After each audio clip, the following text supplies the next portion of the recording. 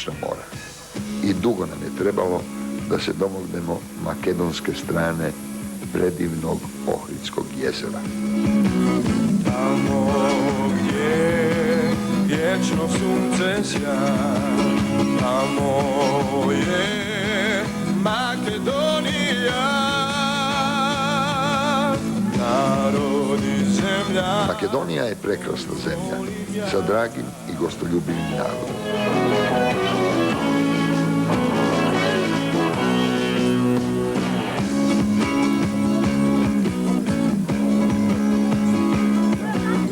Vardar grli polja zrelog žita, ponosna i gorda kao gorska ptica.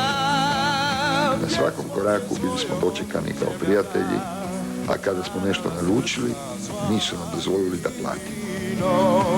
Sa izvora njenih sad pijem ja. Naši prijatelji Makedonci pozvali su nas u restoran koji se zove Pod Javorom. Tuđinska nikad ona bila nije, zastava njena nek se vječno vije.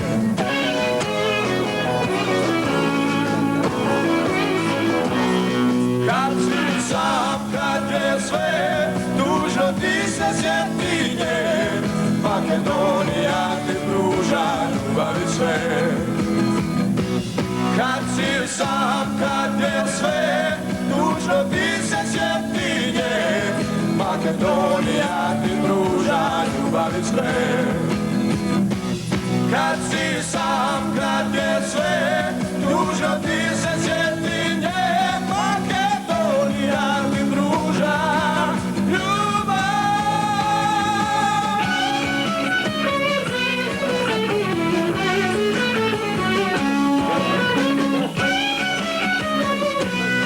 Tu su nam oni šalama i veseljem razbili brige i nakon dugog vremena Mladenček i ja smo se stvarno nasmijali.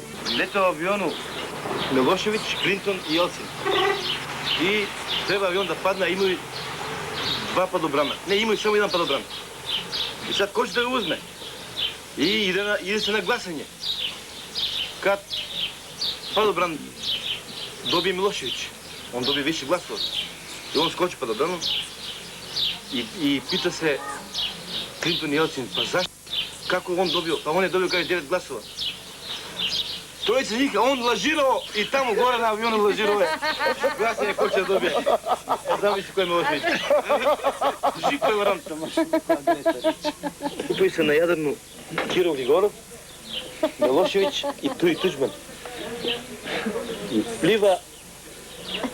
pliva Tuđman, a njemu Slobo kaže: pazi, Franjo, iza tebe Ajkula.